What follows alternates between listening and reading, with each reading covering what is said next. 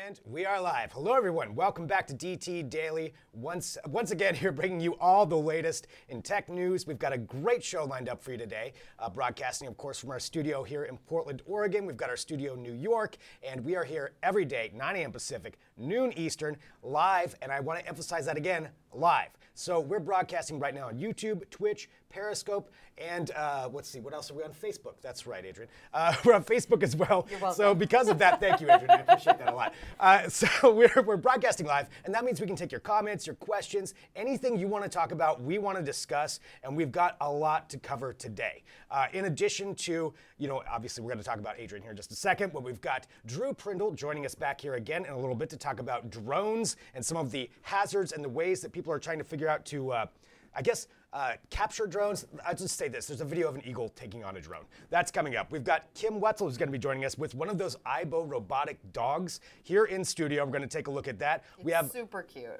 We've already played with it a little bit. It's adorable. It's pretty cool. We've also got Twitch user, of course, Twitch star Disguised Toast, who's going to be joining us, and lots of other things that we're going to be talking about. But I do want to introduce myself. I'm Greg Nibbler, and joining me today for today's broadcast is Adrian Werner. Hello, Adrian. Good morning. Thank you for having me on this flagship, expedition of DT Live. I'm super excited to be here. It is. It's really fun. I mean, we've worked really hard on getting this studio built up, and we're really happy to have everybody there. So I'm going to be taking a look at the comments as they come through. Ooh. I can see there's already some Disguised Toast fans that are on Twitch waiting for him. There's also some dog fans. We also have, so this looks like there's some debate going on. Sam on Twitch says, "Who's Toast? I'm here for the robot dog." And then on the other side, we have someone saying, "I'm here for a Disguised Toast." So who's going to win robot out? Dog? I don't know. I mean, I guess we all win. That's really what the bottom line is. So we have all of that coming up. We also, on today's show, once again, have a $100 Amazon gift card up for grabs for one of you. So here's how it works. At some point during the broadcast, we're going to show a code up on the screen. Once that code shows up, you'll email dtdaily@digitaltrends.com, and the 10th email will win the $100 gift card. It's that simple. That simple? It's like radio. It is. Yeah, it's pretty much, yeah. So it's that simple. So once the code goes up, though, and you'll notice the code, it's an amazing graphic that's been created for it. So you'll see once that code goes up, email that code to dtdaily@digitaltrends.com, and that's when you'll be able to get that. We do want to announce yesterday's winner. We did get a lot of emails for it yesterday. Yesterday's winner of the $100 Amazon gift card was Brian Payton. Congrats, Brian. Congratulations, Brian. You are the winner of the gift card. So we'll be contacting you and getting you all the details on that if you haven't heard from us already. So good for you. All right, we're going to be talking about the headline news here in just a minute, everything that's trending. But as we like to emphasize here at Digital Trends, we take our tech very seriously, but we also don't take ourselves too seriously. So we do like to read the comments. We do enjoy interacting with everybody. And with that, that comes the good and the bad, or the opinionated people that comment on the internet. I don't know if you knew this. People are opinionated online. Some people who need convincing. Yeah, there's some people who are opinionated online. So we do have a segment called Read 'em and Weep, where we pick some different comments from the day before, and we go ahead and take a look at those. So I think we have some that we're going to be pulling up here right now. The first one that I'm seeing is from Rahman Kamel, and this was on YouTube. This is talking about our discussion yesterday, talking about the iPhone XR, and I believe he's probably referring to perhaps Jeremy Kaplan and Julian Chukatu talking about this. Quote, "It's hard not to talk about the color of the iPhone XR before anything else," unquote. Me equals stops video and searches for another review. Well, I mean, look, if you're reviewing the phone, I mean, I think it's an important color. thing. Yeah, Maybe our dear viewer is colorblind. Oh, that's true. Oh, and that could be an issue. Yeah. Adrian, you have a good point about that. So we don't apologize for we don't want to exclude anybody. the color yellow on there. All right, moving on. The next one comes from Facebook. This is from Keelan King, who wrote, regarding DT Daily top headlines, quote, "We don't cherry pick," says the tiny internet dictator. Oh. So I believe I know who he's referring to, and I do happen to know this gentleman outside of this. I think actually Adrian does too. And what I'm wondering now is if we've figured out how we can block people, so if we can get somebody on that and just make sure that we Those things don't come through that again. we keep this guy off of there from now on. Tiny internet dictator. All right. You know, I'll take the term. Maybe that's good. That'll be my new handle. What's more infuriating, the tiny or the dictator? The tiny part I'm okay with. It's the, I mean, you know, I could admit that. You know, I don't have a booster seat, which is nice, but don't? I don't. Yeah, at our CES broadcast last year, I did have to have a booster seat. I'll admit this. But these chairs are top notch. I don't have to worry about it. Trade secrets. Yes. Sorry, that was inside baseball there. All right, let's go on and take a look here at another comment from YouTube. This is, I believe, from yesterday, Stephen Russell. Sorry, but a $750 budget phone with an 8-year-old screen, and the very first thing the reviewer focuses on is that it is yellow. The sound you're hearing is those people laughing at you for even thinking of buying this latest attempt by Apple to manipulate you. That got really dark really quick. That did, yeah. It went from happy yellow to dark manipulative. Yeah, I mean, I didn't realize yellow was such a, you know, hot button issue. I guess for people. I guess Apple's manipulation is not working on Steven. Apparently not. Yeah, Steven's not buying it, and he's not going to be manipulated. So, Apple, you heard him here. All right, let's go on and take a look at Facebook quote. This is talking about yesterday was our inaugural broadcast. If you didn't miss that, you know, it's up on YouTube. You can take a look at that afterward. And just like all of our episodes will be up there for you to check out. Our interviews will be up there. You can always take a look at that. But yesterday we did do a little bit of celebrating. It's been a lot of work putting together this new DT Daily. And we had some champagne, or at least I watched everybody else drink champagne here. Did we not bring you any? I got to have some afterwards. Okay. It's true. I just wanted to seem like sad. I was like, that's really horrible.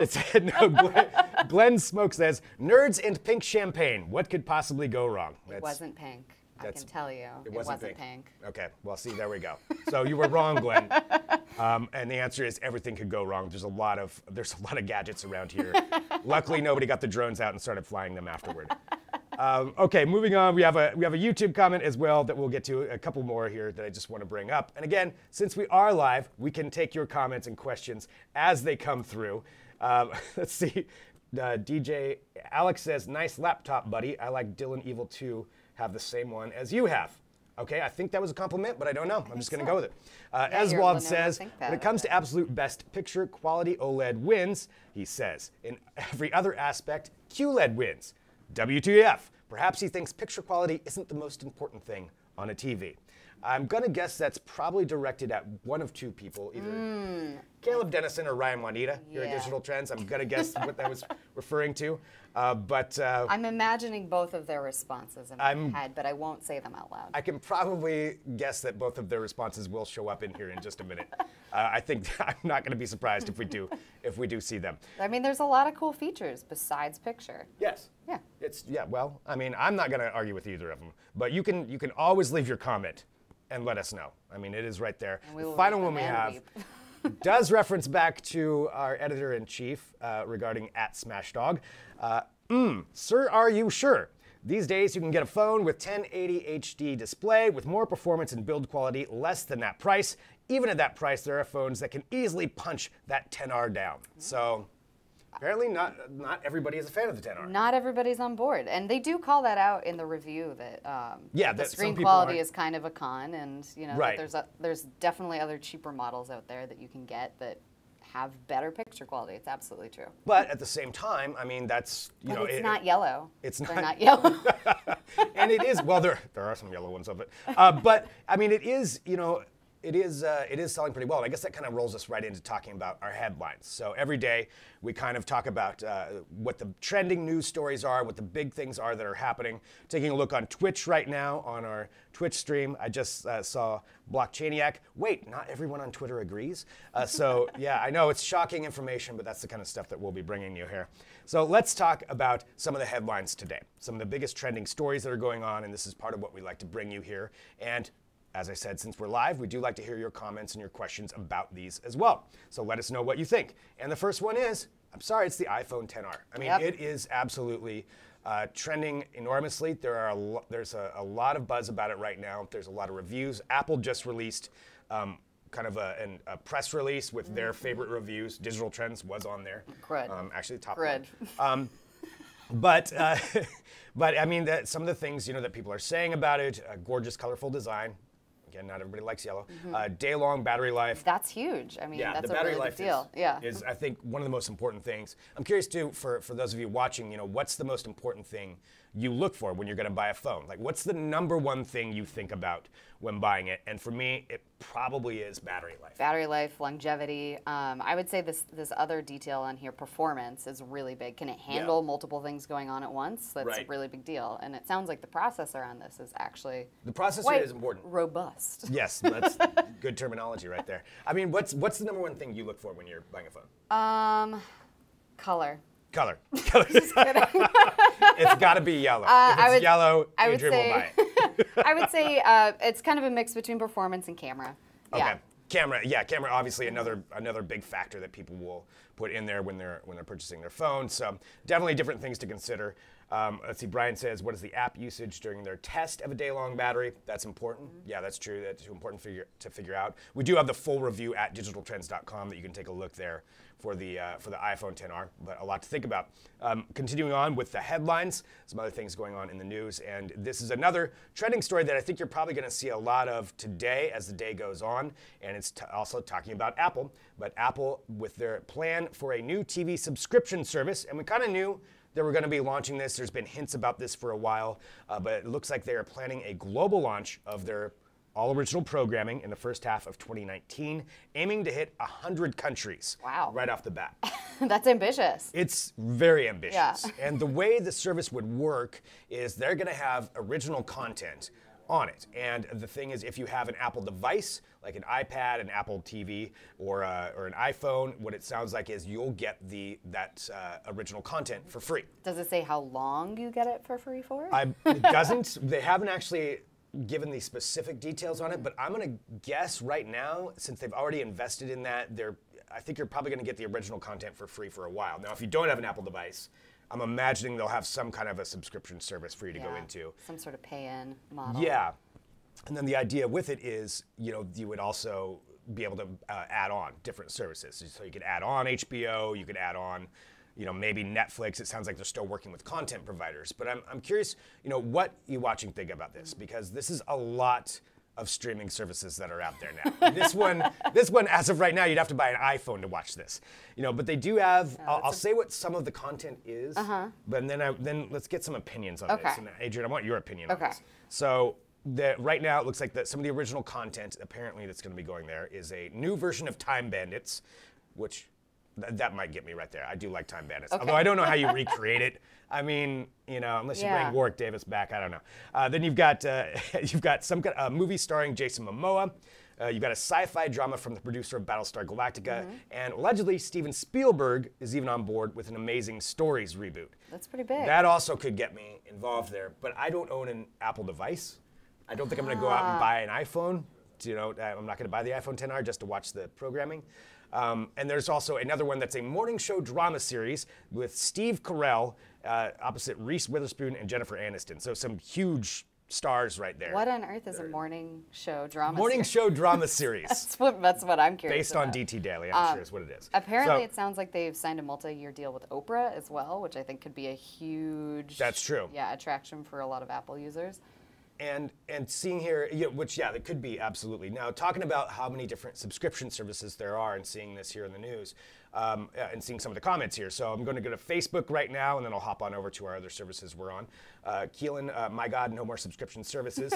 Sarah says, completely unnecessary. Vicky says, I'm certainly not going to buy an iPhone just to watch their shows. Yeah. So there's definitely some people who are not into this more and more programming or more services. And it is going to be, at some point, it's going to be kind of a hard thing to get over. How many things do you subscribe to? Right, exactly. When you add on 3, 4, 5, and you're like, oh, wow, I'm spending about as much as you would on a regular cable bill. We're back up to that again. Yeah, exactly. Yeah, we're back to the original problem with cable, which was paying all of that money. And now we're not being able to watch it all. Yeah. And now there's so much service. How much money do you want to spend? Taking a look at YouTube, Jonathan Rogers says, will Apple TV service be like Netflix and Hulu? I don't think so. That's why buying Netflix would be a smart investment. That is one of the rumors that's been out there for a while, that Apple would maybe try to buy Netflix. I mean, they do have the money to do it.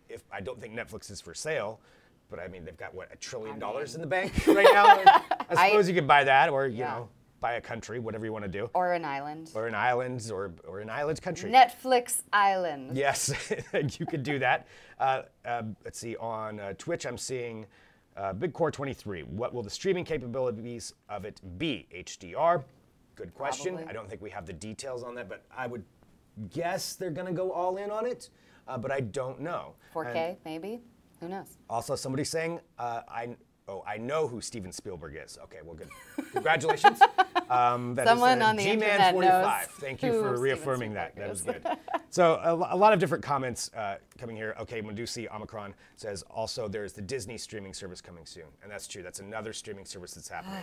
There's a lot going on with that. Tired. It's a lot to digest, and I think it's making an effect on our programming. We've got a great editorial at digitaltrends.com from Ryan Juanita just about that it kind of explains all the different streaming services, how it's affecting consumers, and how it can affect all of us who enjoy programming, hence Luke Cage getting canceled, which is ridiculous to me. But it kind of explains why we're seeing some of the changes like that. So I definitely recommend checking that out. But Apple coming out with their service, coming out next year, so you can see that pretty soon. Comment says sounds a lot like the cable TV model. It is starting to look like that.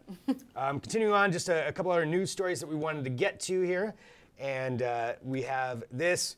And I've got to bring this up because so many of us use it. Facebook Messenger. You're going to see a new rollout of Facebook Messenger soon, just when it does that automatic update. And I always get annoyed when the updates do happen. And I'm like, wait a minute. Like, wait, you're tapping on it, it's gray. So Facebook Messenger 4 is rolling out soon. They're going to kind of slim it down a little bit. They say that they're going to make it a little bit simpler to use. We're going to have 3 different tabs. You have a Chats tab, a People tab, and a Discover tab. Cool. The Discover tab aimed towards businesses. So if you're in an area, it'll be like, oh, well, there's a sale over here. Naturally, it's Facebook. So there's going to be some pretty heavy advertising in it. Some pretty heavy targeted advertising. Targeted advertising. But you'll see that roll out. It sounds like it's going to be rolling out over the next few weeks in different waves. So you may get it soon. It may be a while. I've already been impressed with how much they suggest the responses and how accurate they are. So I'm a little creeped out by this. Yeah, I mean, we're going to be seeing more and more of that as it adapts to everything that adapts to the knowledge on there. Let's see. I'm thinking, seeing a lot of people who say evil. Okay, well, we are on Facebook, and there's. It's the, this is on Twitch. Better look nice, because right now it looks like a huge mess. Oh, okay. Yeah, these are the updates. Happy with the updates now. Yeah, so I don't know if this is going to be better or worse for you, but right now, it'll be trimmed down to about 3 different tabs is what you're going to end up getting. It does look a lot more like Instagram. A bit. Yeah, which probably trying to combine the popularity of Instagram into Facebook Messenger. I mean, I admit I do use it. Not everybody does. Fast. It's fast. We're broadcasting on Facebook right now. I mean, whether we like it or not, as much as I think it's fun to make fun of some of Facebook's flaws. We do all use it. You can send your hate mail. I guarantee I'm going to get some kind of hate comment after that. And some of the things that are going to be coming out later on is a new dark version, so it's with a black screen in the back. Yeah. See, colors. Colors. There's not a yellow version that we know of yet. Oh. And I'm also seeing people saying, wait, who uses Messenger? So a couple different things there with that. Let's just, why don't we hit one more headline topic, and then we'll take a break. And I believe we're going to be joined by Drew Prindle after that. So we've got this, and this I think is pretty interesting. It's something you're going to see a while. We've all heard about augmented reality, and we all know, if you don't know about, the Microsoft HoloLens and different attempts to use augmented reality, be it on your phone and overlaying things in the real world. This is a company that just got funded and is launching. They have an $8 million worth of funding, and it's called Spatial. And they've got a video that just came out kind of showcasing what they're talking about, and they're aiming at more augmented reality more for offices, for workspace, to where essentially you could, and there's other companies that have tried this, but you could put on a set of augmented reality glasses and have your coworker 3D rendered in front of you from wherever they are, and you could, yes, and you could interact with them. And the video does kind of, it gives you an idea of what they're going for with it. I think, it's obviously what Zoom has done and Google Hangouts, but taking it to the next level. Teleconferencing, essentially. Teleconferencing in the office with somebody else. Is this something that that you would like to use, or would you? I mean, it sounds really cool, doesn't it? So like you could have somebody in New York, like our New York office, could all of a sudden we put on the glasses and there's Jeremy standing next to you. Especially if you have something that you're all looking at that's more like a 3D model or something that you all need to examine. I think there's a whole bunch of unlimited possibilities with it. I think that maybe DT Live. DT Live, have somebody rendered in a spatial would be very interesting. How do you know I'm not a hologram? That's Greg? true. That's true. Adrian is a hologram. That's the wave part is the creepiest part of that. Yeah. I think that's the really. It sounds really interesting, though. What do you think about it? There are some comments I'm not going to read that are coming through that are hilarious. You can go back and but yes, Edward. Let's see. Yeah, and taking a look here at some different comments that are coming through. So yeah, there's a lot of stuff that is coming up with this. So I think spatial is kind of interesting. You can read about that. I'm sure we have an article coming up at digitaltrends.com. You can take a look at that. It looks like we do need to go to a break. Oh, darn. Adrian, thank you for joining us for that. Yeah, thank you, Greg. It was a pleasure being here. This has been awesome. And thank you, everybody, for tuning in. So we've got lots left. We do have the Aibo robotic dog. We do have Disguised Toast, who's going to be joining us here at some point during the broadcast. We're getting the timing kind of worked in, so stick with us. Disguised Toast is going to be joining us here in just a little bit. Coming up next, we're going to be talking to Drew Prindle about drones and some of the interesting ways that people are trying to come up with to actually control drones, keep them out of spaces that don't need to be there. Like I said earlier, an eagle attacking a drone. That's coming up. And of course, we do have our $100 Amazon giveaway coming up this hour. This is within the next, I would say, the next half hour. You can win this. And what it is at some point during the broadcast, we're going to be showing a code on the screen. So as you're watching, a code will pop up. Take that code, email it to dtdaily@digitaltrends.com, and then you can be the winner of a $100 Amazon gift card. So the 10th emailer is the one that will get it. Not everybody, the 10th emailer, just to clarify that. That'll be coming up here in just a little bit. So why don't we just play a video here while we trade out and bring in Drew Prindle, and we'll be back in a minute with more DT Daily.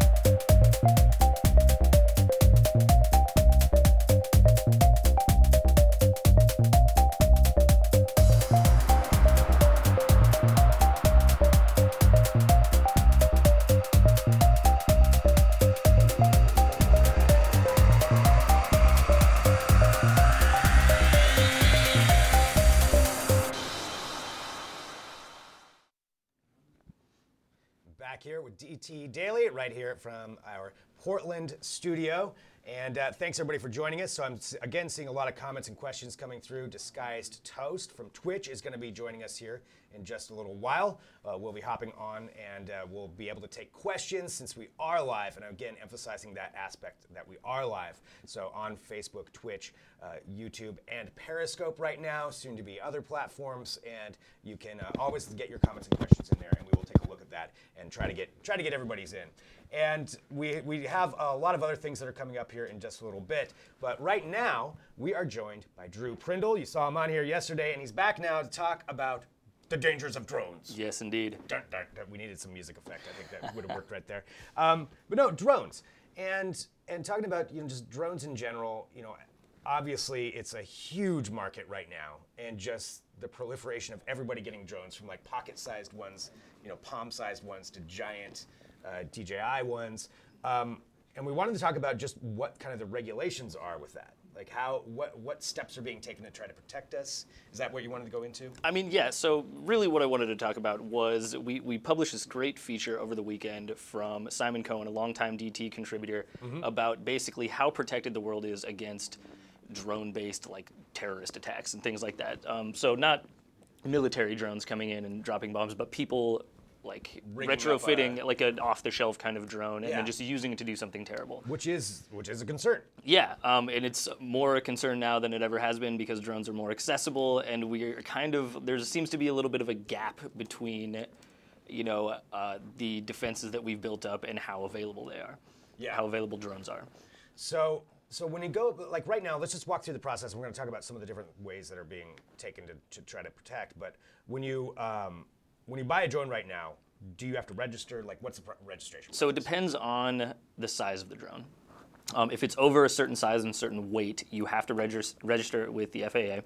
And it's a pretty easy process, but all that really does is gives them a way to trace back the drone if it, like, say it crashes into a plane or something. Then they can look at that drone, see that it was registered to you, and then trace it back to you as the perpetrator of that disaster. Okay. Outside of that, it doesn't really do much. It just links the drone to a person. That's all it is. It's a pretty simple process.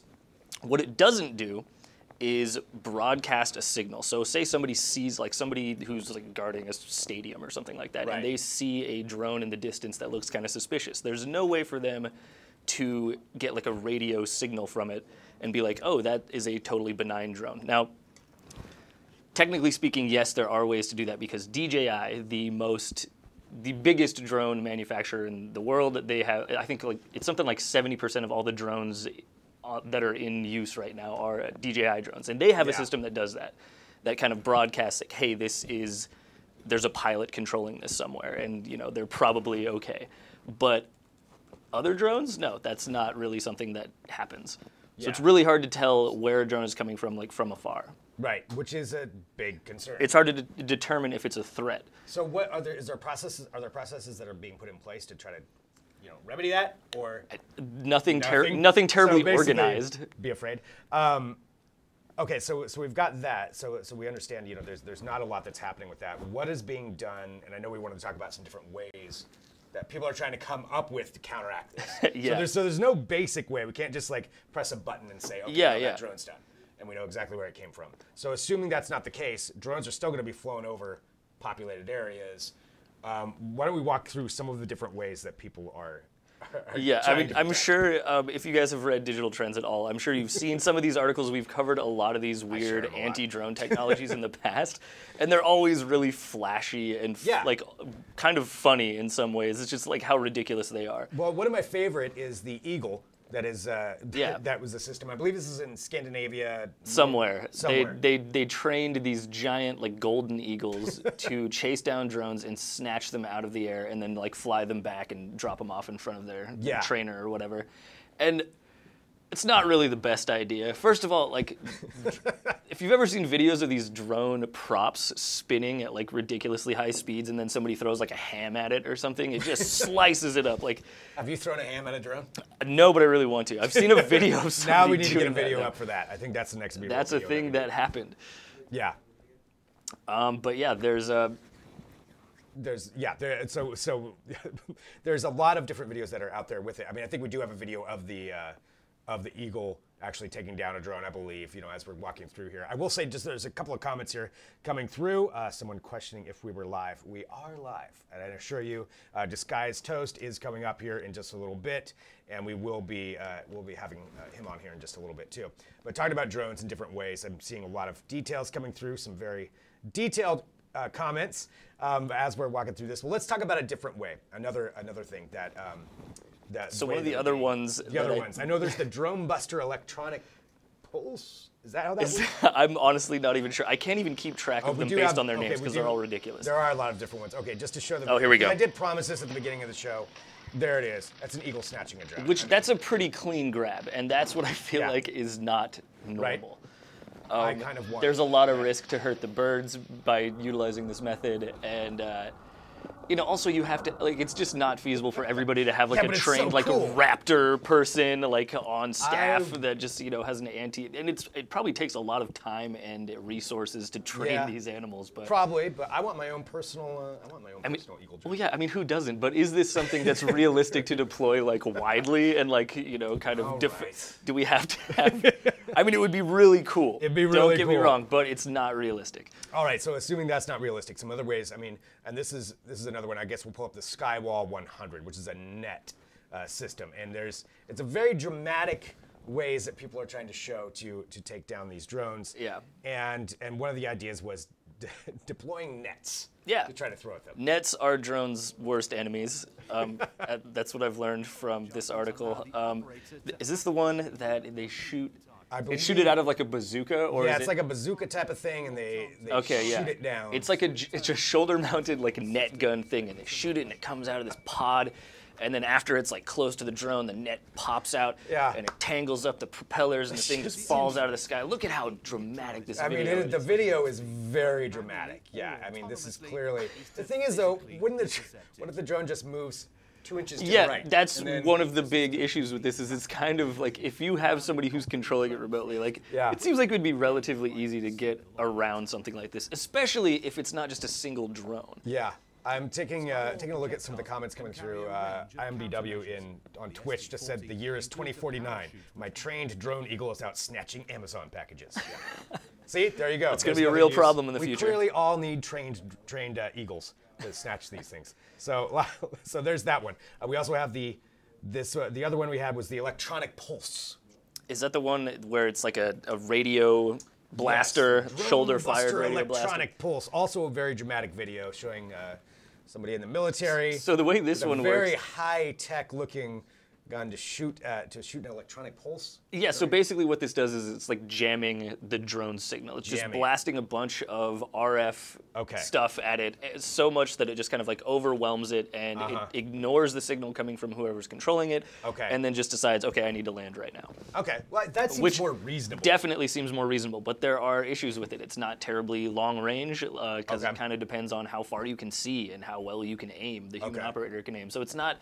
Once again, like this is only good for like short range things and is only effective against one drone at a time. So if somebody sends a whole bunch of drones. Exactly, then you got to have a bunch of guys with RF blasters on the ground. Right, I'm sure those things aren't cheap. Seems excessive. Yeah. Seems excessive. And we did have one last one, which was another video here just showcasing another idea, which is drone-to-drone combat. Yeah, which is arguably the coolest of all of these. I think it's even cooler than the bird because it's machine versus machine. Right, deploying another drone to take down a drone. Yeah, this is a big drone with a net chasing down a little. Yeah, then you got to have the net, really. The net is apparently the most imperative part of it.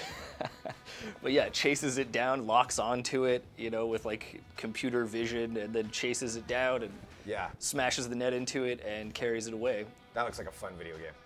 That's what I would play. I mean, really, if you could like gamify this and crowdsource it and have people like this is just a game that you can log into. Are you kidding me? Drone battles where each one gets a net? Like a real live thing that you're controlling in the real world. We just came up with a whole. There we go. That's what we need. That is absolutely what needs to happen. Well, bottom line is, where do you think that we go from here? I mean, I think the issue is like right now, all of those solutions that we just showed are only practical in very, very specific situations. Okay. The other solutions that we didn't show because they're much more boring are just like really sophisticated jamming systems that work over like really long distances. They can kind of just like blanket an area and make sure that no drones come near it.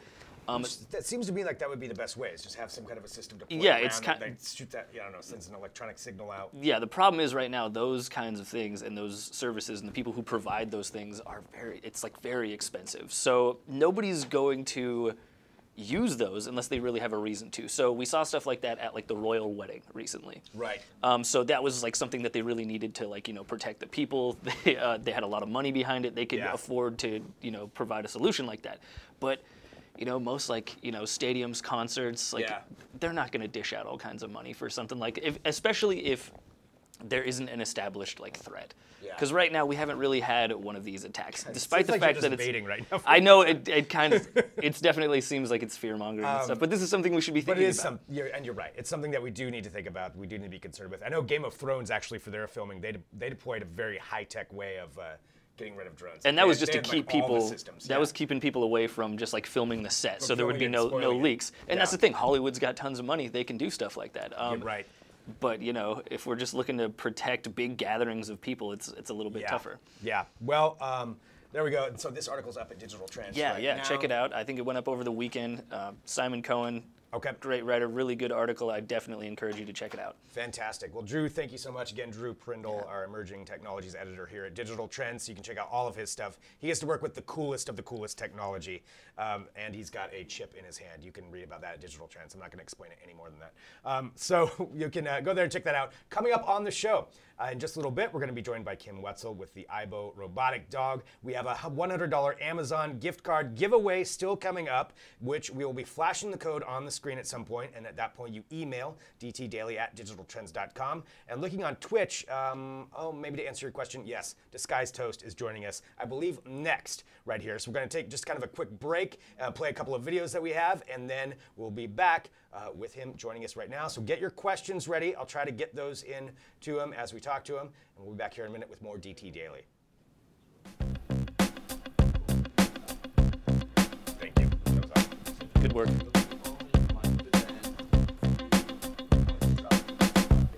Totally.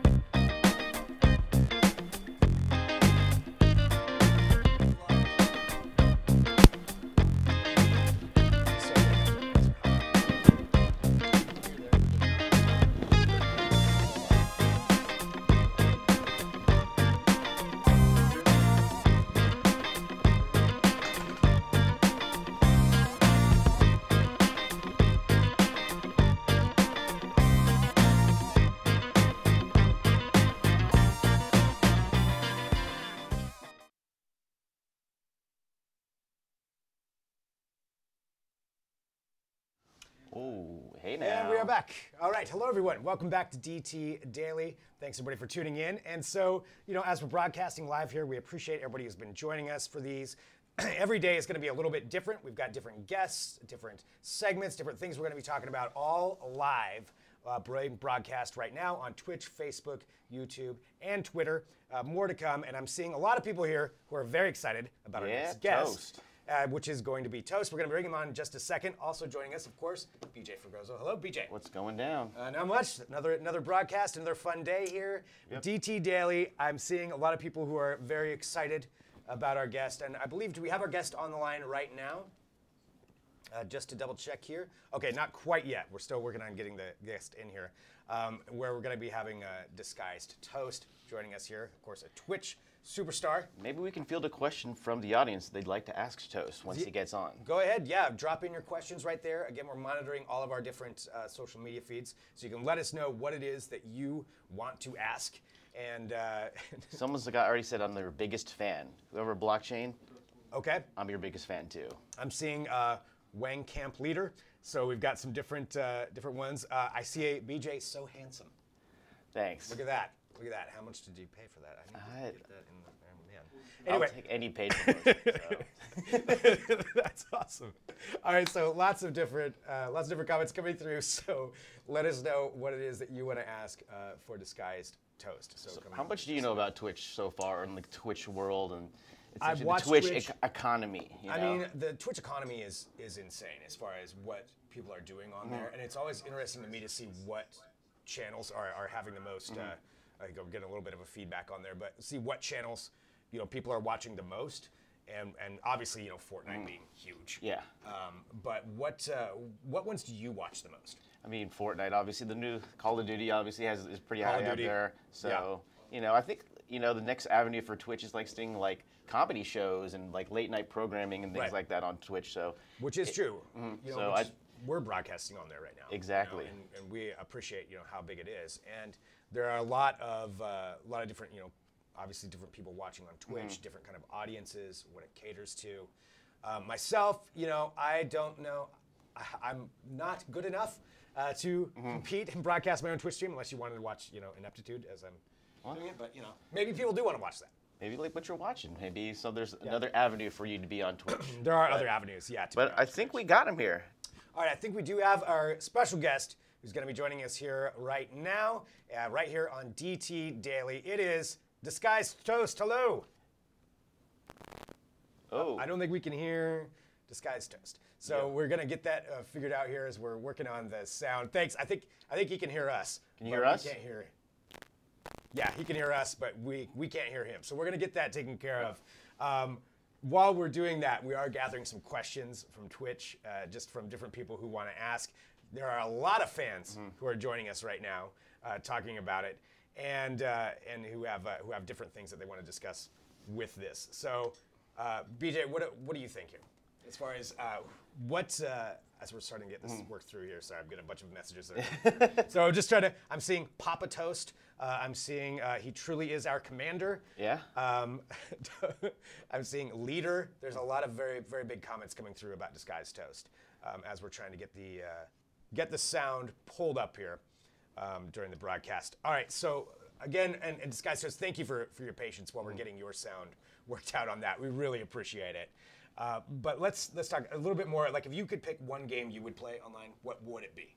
Like, what one would you broadcast? I'm gonna throw it back just because I have to. I'd like to play GoldenEye online just to see what it will look like for people to play and see, and just see if like original GoldenEye. Original GoldenEye, because I think I read they're coming out with a new one that's going to be platform specific, but GoldenEye would be awesome. I could definitely compete in that. But that. I mean, I tried to play Fortnite, wasn't very good. Shouts out to the people that killed me on Fortnite, but that's easy meat over here. Right.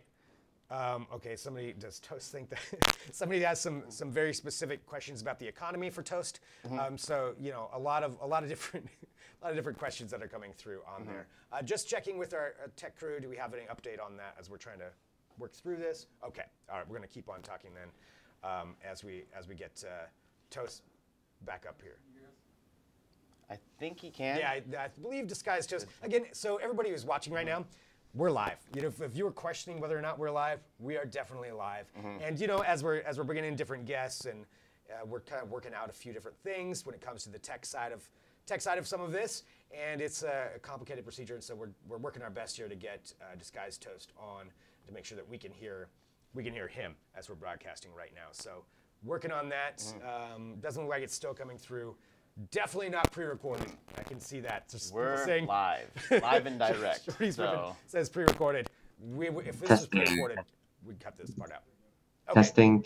Oh, okay. There he is. All right. Now, joining us right here on DT Daily, it is Disguised Toast. Hello.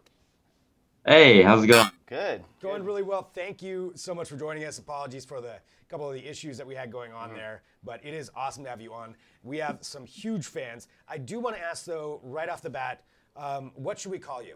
Mr. Disguised Toast? Mr. Toast? Mr. Jerry? Jeremy? I think most people call me Toast. Just Toast? Yeah. Okay, we'll just go with Toast. So we've got a lot of people chiming in here and asking some different questions, and I'm going to make sure that we get those So about the date of waxing stream, I don't even know what that means, but I'm gonna pass that over to BJ. So how did you come up with the Twitch handle? I know it's a very specific thing to you, so like just kind of share with our audience how you got that. Okay, so I started off in a game called Hearthstone, and in that game, there's a card that says, "This guy's toast," right before he, wrecks someone. Right? And it's a common running joke that a game is heard from "this guy's toast" to "disguised toast." Like instead of this guy being a toast, it's like he's a disguised toast. It's a very weird running joke in the community, so I just kind of adopted it for my own name. Couple of questions here coming through. Well, I mean, I want to ask just before we even get into some of these questions. What was it like for you when you first found success on Twitch? Like, was there a certain moment where you knew like this works, or was it a gradual success? Like, how did that process work for you? So for my Twitch journey, I first started off on YouTube, like I think a lot of content creators do, making videos, and then like looking at big Twitch streamers and thinking to yourself, hey, maybe I can do that.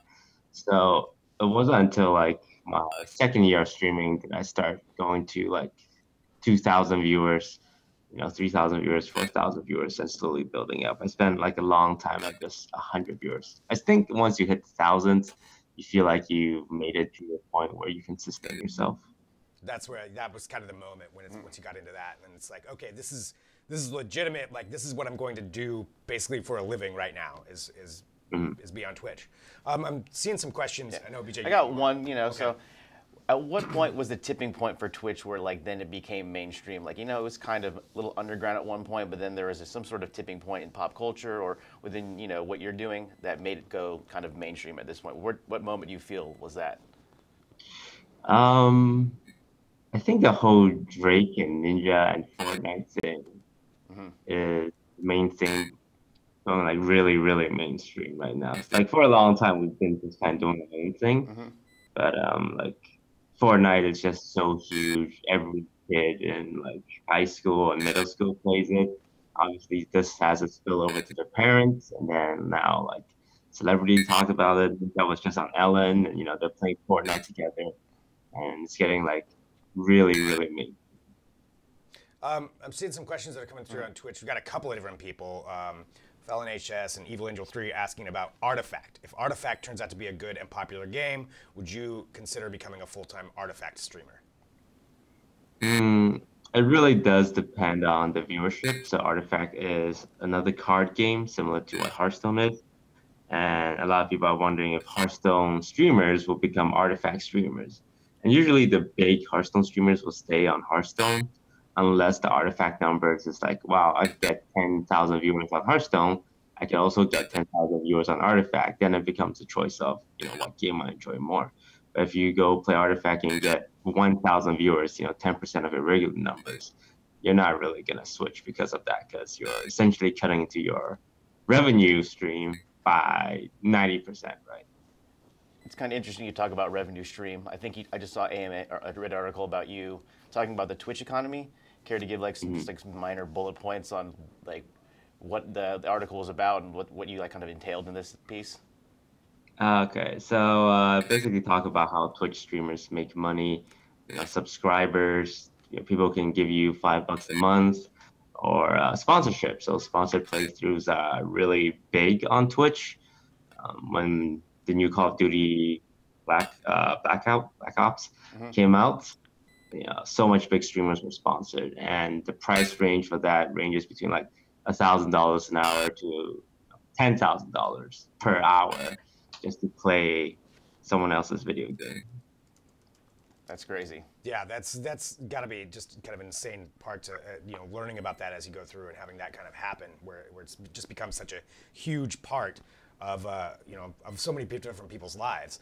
Taking a look at some of the questions that are coming through here, people are asking what you're most excited about for TwitchCon coming up. TwitchCon, getting to see the fans, getting to see lots of old friends, other streamers, because as streamers we're all isolated. different pocket because we don't have to interact with other human beings in our day-to-day work. We can just be in a room for like years, and that's fine. So going to TwitchCon, by the way, are you in a hotel? Your idea, it's pretty exciting. Where are you at right now? Right now, I am at the city TwitchCon is being held at. Oh, wow. Next to the convention, like I can see it. It's all purple and like, welcome Twitch streamers. It's happening in 2 days. Just figure I'd get a head start and check out the city beforehand. Talking about that fandom, like once you became, popular and started having, these actual fans going to these events, was it strange interacting with actual people after, just being online? I mean, it's got to be a weird experience, right? Yeah, definitely. Because I'm not like the most social person people. So when people just come up randomly to me and they're nervous, like usually I'm the nervous one in random stranger interactions. So I feel like it's kind of this weird dynamic where I have to make them feel like, hey, it's cool. You want to take a picture? At the beginning, like someone would come up to me and say, hi, this guy's Toast. I'm a big fan, and my response was essentially just, okay, cool. But the more interactions you have, and like seeing other streamers interact with fans, like Nine, who's a StarCraft / Hearthstone / variety streamer. I always do him because he's so good with fans. Like he makes them feel comfortable, no awkwardness. And these fans, they're super nervous when they come to you. Like I would take pictures with them, they'd be like slightly shaken. And it's up to me to like make them feel it's like, hey, it's chill. Let's take a picture. That's amazing. Yeah. Go ahead. So like usually, the last 2 minutes of the broadcast, we kind of like do some rapid fire questions and like kind of quick, fun, sociable questions. So, what does your mom tell her friends you do for a living? I think she just tells them I make videos online. Like when it comes to parents and Twitch, it's really hard to convince them. Hey, mom, no, it's cool. I play video games on the internet. People give me money.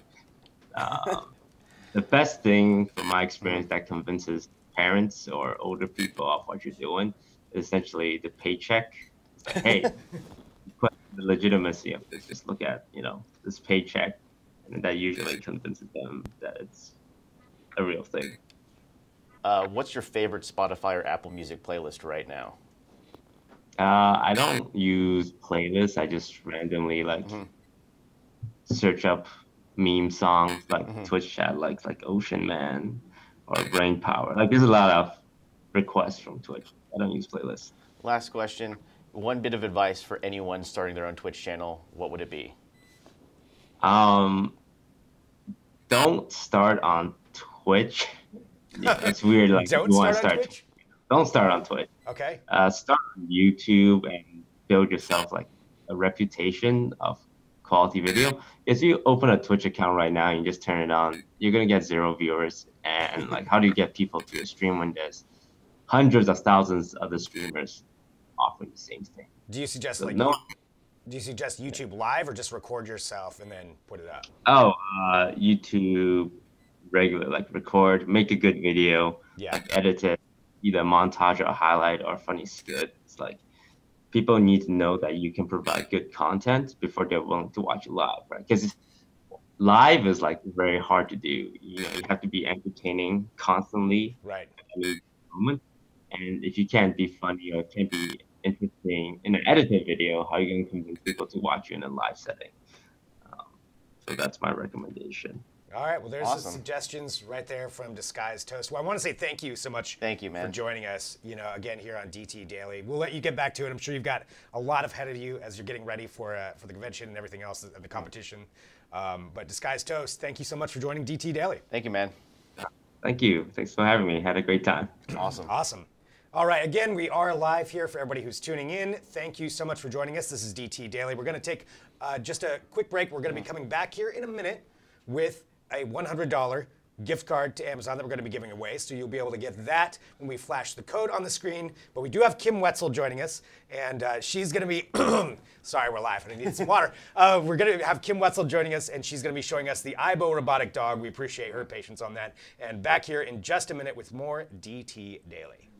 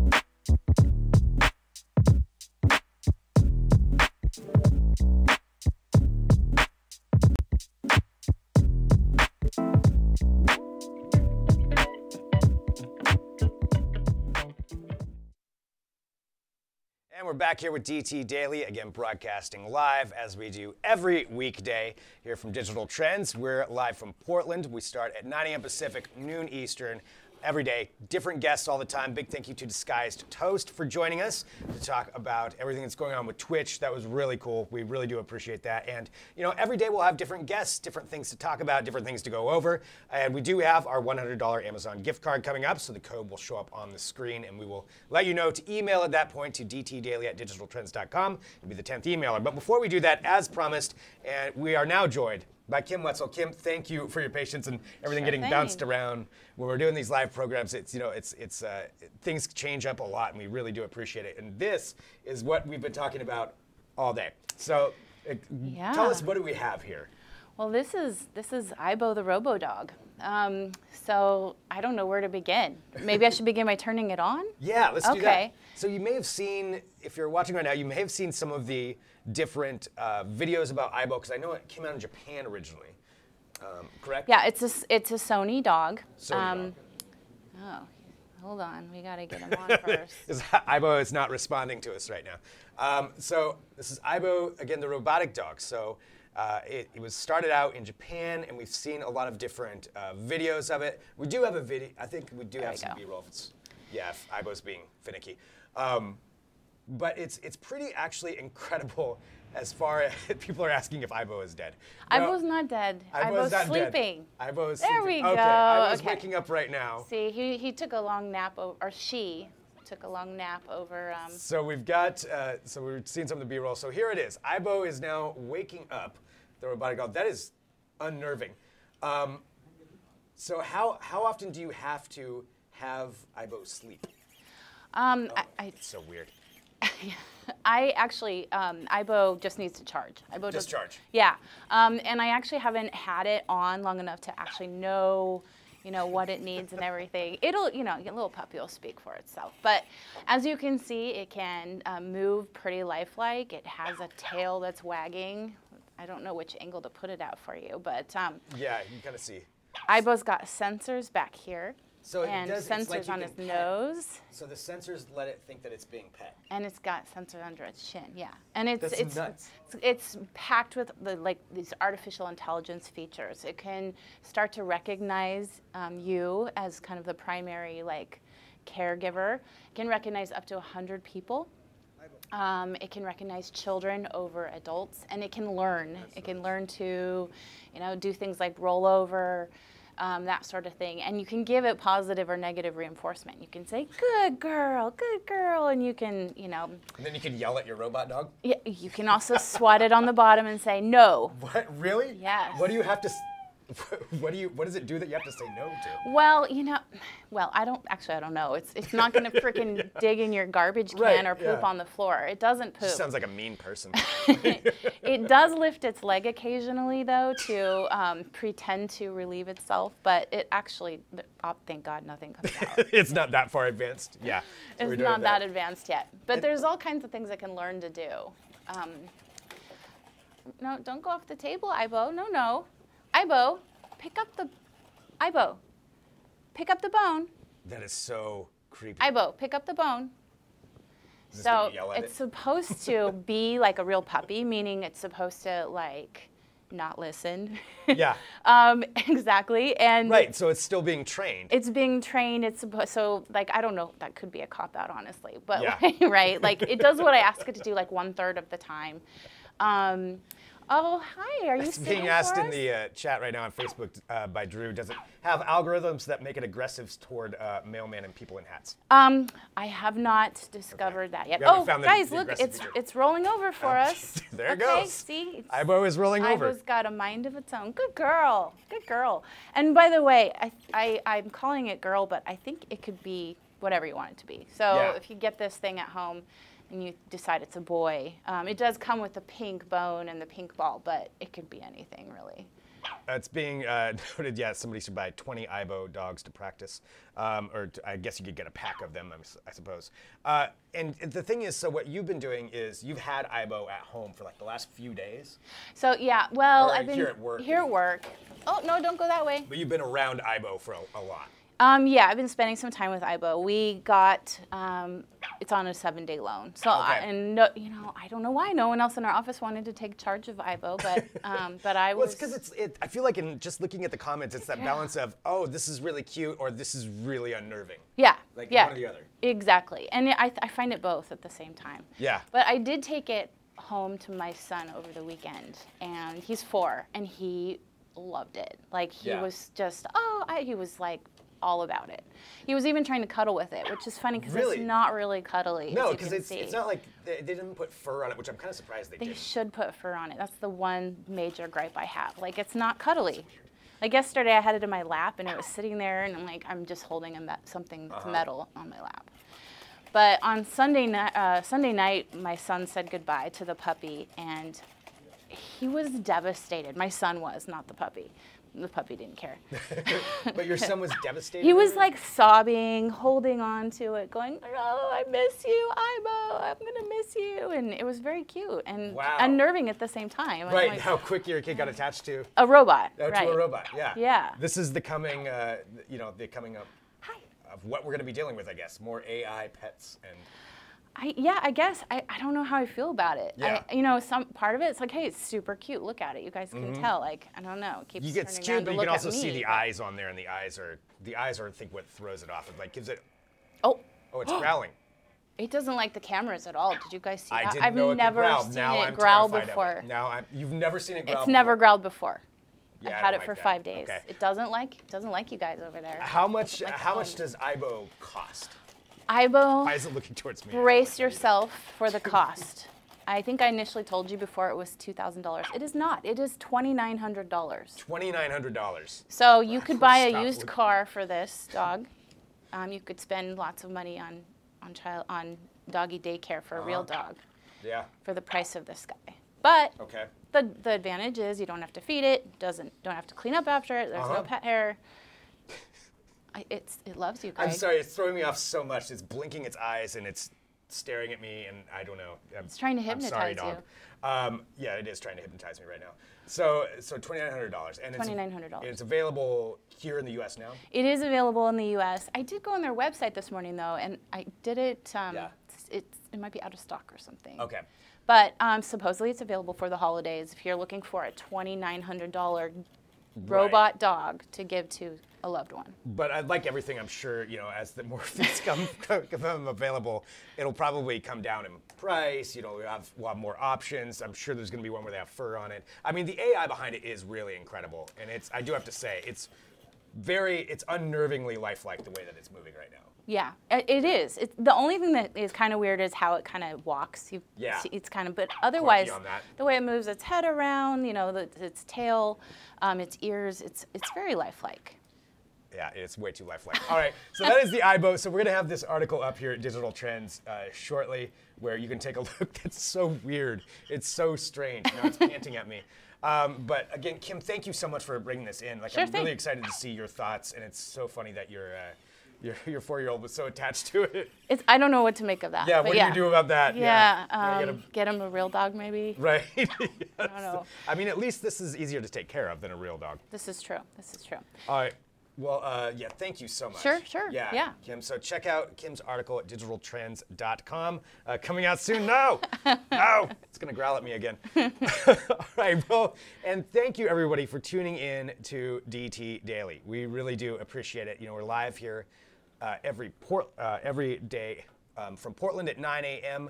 Pacific, noon Eastern. And you can check us out broadcasting across all these different channels. I believe that I did say we had a $100 Amazon gift card giveaway. And I think that's going to be popping up here any minute. So once you see that go up on the screen, and I'll tell you what it is as well once it shows up, send us an email, dtdaily@digitaltrends.com, dtdaily@digitaltrends.com, so email there.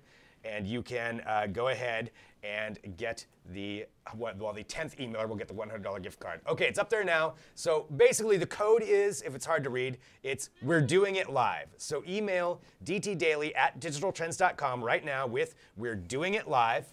And the 10th emailer will get a $100 Amazon gift card. But we're not going to tell you who the 10th one is until tomorrow's show. So that's how we're getting you to come back. So join us tomorrow.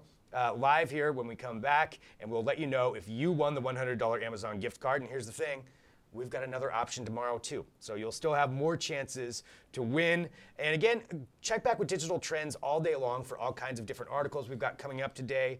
We've got, obviously, the one I talked about earlier, Ryan Juanita's streaming services. It's a streaming services editorial just about how the different ones are out there, kind of what we talked about earlier in the show. We've got some DT deals, some Black Friday deals, like a preview of what you can find out from that. We've got a Fitbit charge through review, all at digitaltrends.com.